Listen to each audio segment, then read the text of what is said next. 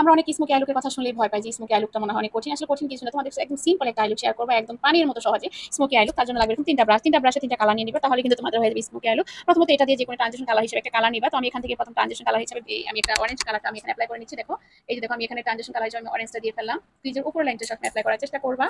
এই black colour shadow নিয়েছি। তো ব্ল্যাক কালার শ্যাডোটা চোখের মধ্যে ইচ্ছা মতো করে দিবা। তুমি যেমন কালি দিয়ে যেমন চোখ মাখাতে ইচ্ছা করে এরকম ইচ্ছা মতো করে কালি দিয়ে চোখটাকে মাখা ফেলবা। দেখো আমি কালি দিয়ে ইচ্ছা মতো যে এখানে ব্ল্যাক কালার শ্যাডোটা নিয়েছি, কাজল দিয়ে করে আমি এখন ব্ল্যাক কালার শ্যাডোটা দিয়ে তোমাদের সাথে একদম ইজি ভাবে এপ্লাই করে দেখাচ্ছি। এই যে দেখো আমি ইচ্ছা মতো চোখের এই আইলিডের মাঝামাঝি থেকে শুরু করে আইলাইনার যে অংশ সেখানে আমি ইচ্ছা মতো এখন কাজল ভরিয়ে নিচ্ছি, মানে সরি আই শ্যাডোটা ভরিয়ে নিচ্ছি।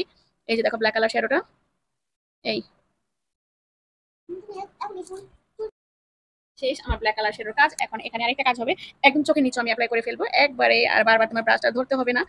যে আমরা বারবার বলি যে আসলে আইলো কি অনেকটা কঠিন, স্মোকি আইলো স্মোকি আইলো আসলে কঠিন কিছুই না, চেষ্টা করলে হয়ে যায়। হ্যাঁ, আবার কঠিনও যারা নতুন অবস্থায় করা পুরা একটু সাবধানে করার সময় দেখা যায় কাজল জিনিসটা বা আইশ্যাডো জিনিসগুলো একটু ছড়িয়ে গেলে দেখতে খারাপ দেখা যায়। তো শেষ আমার এই দুটা ফ্লাফি ব্রাশের কাজ। এখন আমি যেটা করবো এখানে একটা যে কোনো কালার একটা আমি এই উপরে দিব। এটা রয়্যাল ব্লু না, এটা কি একটা কালার আমি জানি, তোমার কালারটা খুবই ভালো লাগছে। আমি এখন আমার এই ক্রিজের যে কাজল যে জায়গাটা দিয়েছিলাম তার সরি শেডোটা যেখানে দিয়েছি তার একটু উপরে লাইনে মানে ক্রিজের যে ভাঁজটা পড়ে, যে দেখো যে ভাঁজটা পড়ে আমি সেখানে একটু এই কালারটা বসে দিচ্ছি। এটা কি কালার আমি জানি না, ব্লু কালারও না, মানে কালারটা আমার এত ভালো লাগে যে আমার কাছে মনে হচ্ছে আমি এই কালারটা এখানে অ্যাপ্লাই করি। তো শুধু তোমরা কিন্তু চাইলে ব্ল্যাক কালার শ্যাডো পর একটা অরেঞ্জ কালার শ্যাডো বসিয়ে দিলেও কিন্তু হয়ে যায়, অত বেশি কিছু লাগে না।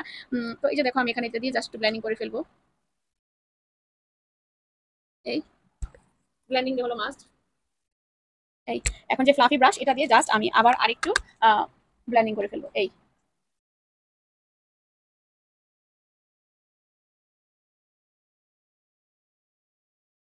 ঠিক আছে, কত সুন্দর একটা কালার চলে আসছে। হয়েছে কালার কিন্তু শেষ। এখন যে অরেঞ্জ কালারটা সেটা জাস্ট আমি আমার চোখের এই পাশটা অ্যাপ্লাই করে ফেলবো।